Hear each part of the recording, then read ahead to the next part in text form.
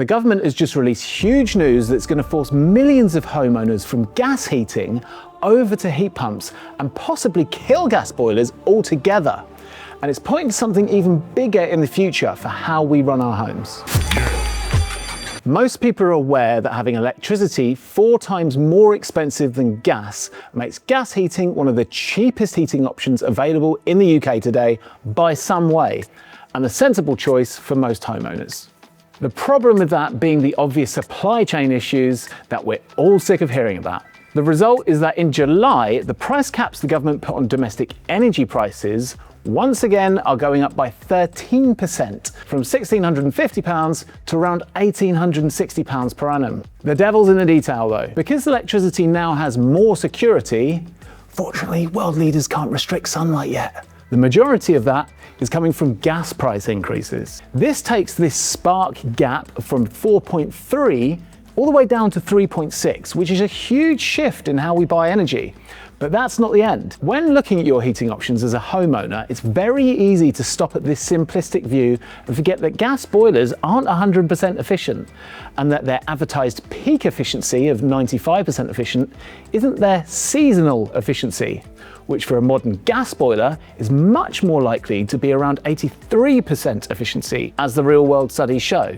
This takes our effective spark spread all the way down to just 3. Now, before I point out what this means, let's look at where we are now. Gas through an 83% efficient boiler is effectively 8.7 pence per kilowatt hour of heat.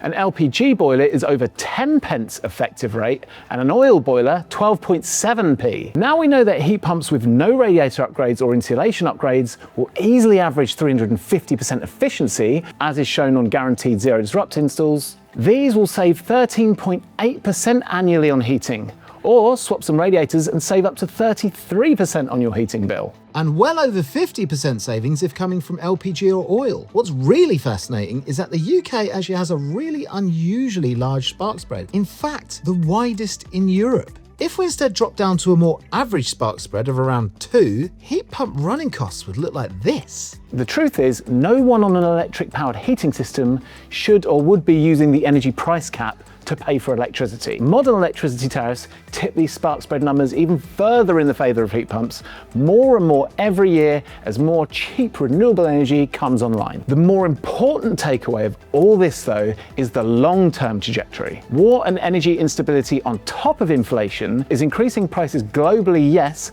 but specifically much more on fossil fuels than the more flexible, cheap and clean form of energy that is electricity. And even if the spark gap didn't continue to decrease further, the cost savings compared to installation cost of products like solar panels, home batteries and heat pumps are only ever getting bigger. And that specific shift is well and truly moving away from installation cost and over to cost of running as being the driver. This I refer to as the payback gap.